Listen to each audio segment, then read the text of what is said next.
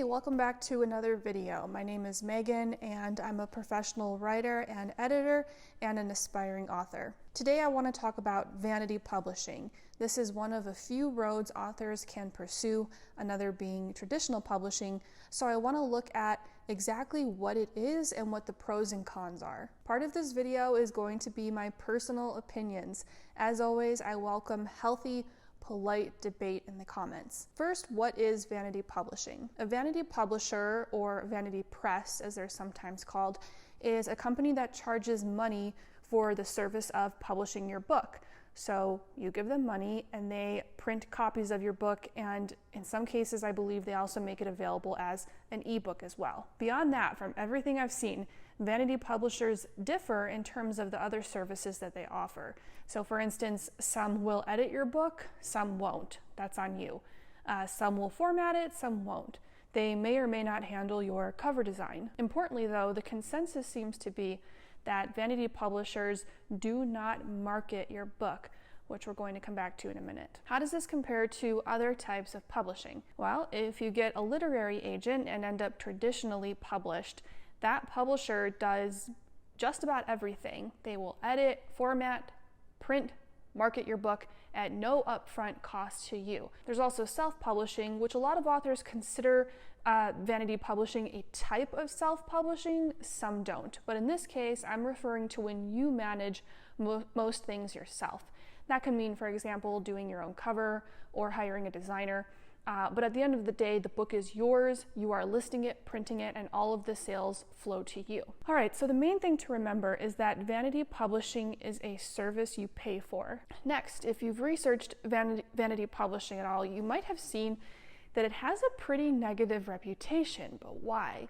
Well, there are a few reasons. And please remember that I will very rarely make blanket statements. So in this video, I'm talking about many or most vanity publishers, not all. First, let's talk about the financial aspect, because for most of us, that's the biggest factor, or one of the biggest factors. Most vanity publishers operate by charging you, the author, an upfront fee for the services that they're going to provide. This means that you are immediately investing and possibly losing money with no guarantee that you will earn it back. A lot of people don't have money to risk. The publisher might also retain some of the rights to your book, okay, which means that they could also earn a portion of the earnings when you sell a copy. Now, in a perfect world, you could pay a publisher and they'd go and sell 1 million copies of your book and you'd all become rich. But unfortunately, that's not often how it works. If you look at a traditional publisher, they are motivated to sell your book, as is your agent, because they get a portion of those sales. They make money only if the book sells. A vanity publisher gets paid no matter what. So once they have your money, do they really care if they sell copies? I also find the fact that they retain some of the rights to be very problematic. It's not unheard of for a vanity publisher to take over your project and disappear. The really shady ones will do that, and getting your book back becomes very challenging. Again, not all publishers, just some. On a related note, the second reason vanity publishers have a reputation is that because, once again, they get paid no matter what. They don't actually need to sell copies, which we, the authors, obviously care about. Because they got their money, that often means, unfortunately, that the quality of the service is not that great. The editing, if it's even included, might be low quality. The cover might be low quality, and like I mentioned earlier, it's not uncommon for vanity publishers to do little to no marketing. Furthermore, you don't really know what kind of network they have. Who are they planning to distribute your book to? Again, they already got paid. Third reason vanity publishers don't have the greatest reputation is that they will work with just about anyone. I know I sound like a broken record here, but they are a business charging for a service. If they want to make as much money as possible, they need to work with as many authors as possible. You might say, well, it's the same for traditional publishers. It's not. Traditional publishers and agents get paid when the book sells. That's why it's so hard to get an agent, and that's why it's so hard for agents to win over the editors of publishing houses. They don't want to take risks. Editing, printing, publishing, marketing, selling a book is expensive. So they only sign authors who they feel confident they can profit from. It's a business. The risk isn't really there for vanity publishers because they get paid up front. It's not flattering to work with a company who will work with anyone. Is that all we think we deserve and have worked for? Because of the reputation they've gotten over the years, many vanity publishers don't even call themselves vanity publishers. They have other names for it to, kind of try to throw you off a little bit. Some do call themselves vanity publishers, and from the bit of poking around I've done, some are transparent about their services and their prices, which is certainly better than nothing, but the consensus seems to be that these publishers just aren't the greatest. So are there any circumstances under which you should pay a vanity press? Everybody is different, but one thing I can say without a doubt, one blanket statement I will make is that you should always read the fine print, ask as many questions as possible, get it in writing, but also be careful what you sign and know what you are paying for. Ask a vanity publisher, do you market my book? If they say yes, they should be able to tell you how, where, and to what size audiences. This should be in writing. No, they can't guarantee results, but they can guarantee their efforts. They can say, as an example, we will post about your book once a week for 2 months on our Facebook page where we have an audience of 50,000 people or whatever. They can't say, we will post on Facebook and sell 500 copies. What I'm telling you is don't expect them to guarantee results. That's not realistic. Or if they guarantee results, that's probably a red flag. You can't control sales. You can control promotion. Anyhow, that was a long-winded way of saying do your due diligence. That's number one. Then, in the spirit of being open-minded, whether or not you work with a vanity publisher, in my opinion, it depends on your goals. And I would say this about other publishing avenues as well. If you've got money to burn and you want to pay someone to handle these things for you, could I see people choosing this route? Maybe. Are all vanity publishers scams? I'll say no for now, but, big huge but, there's more I want to say here. So now I'm switching to what I personally would do. These are my opinions, so you've been warned. Never say never, but I can't imagine any circumstances under which I would say, you know what, I'm going to do it. If for no other reason than there are safer options out there.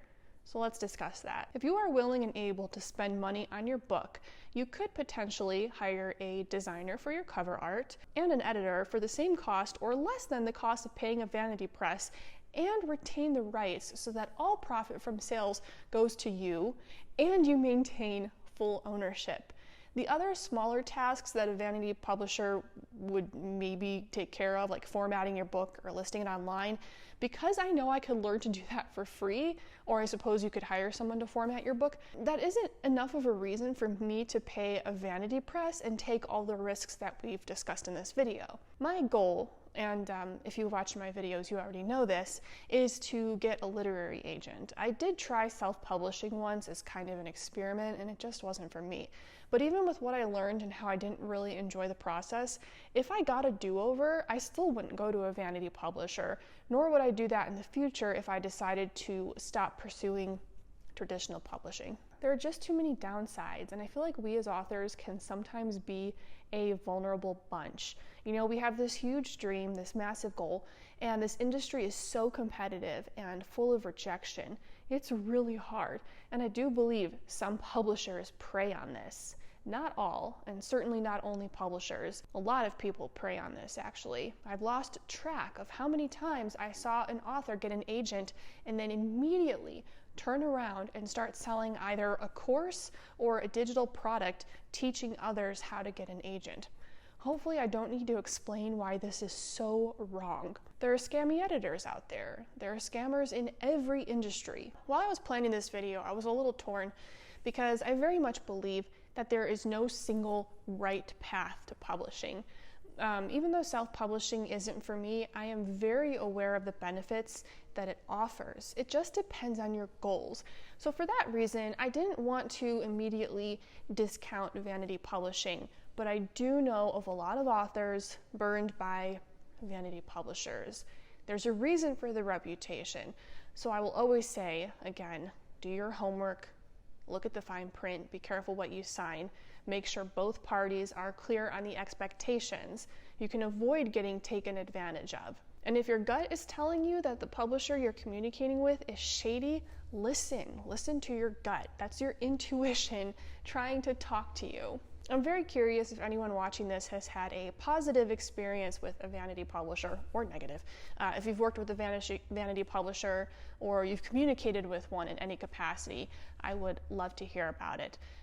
I went down the rabbit hole. I was on Reddit, social media, just trying to find personal accounts of people's experiences, and it was very sad. And it also kind of sucks for, like I said, I do believe there are some good vanity presses out there. It really sucks for them that there's such a negative impression of these publishers, because then it just makes things harder on the folks who are still doing it right. That's all for today. I know I've been gone for a little while. I kind of burned out a bit on this channel, and I know the views shouldn't matter, but I just got really frustrated because I put a lot of time into these videos, and sometimes they get like 150 views, and I think, why am I doing all of this?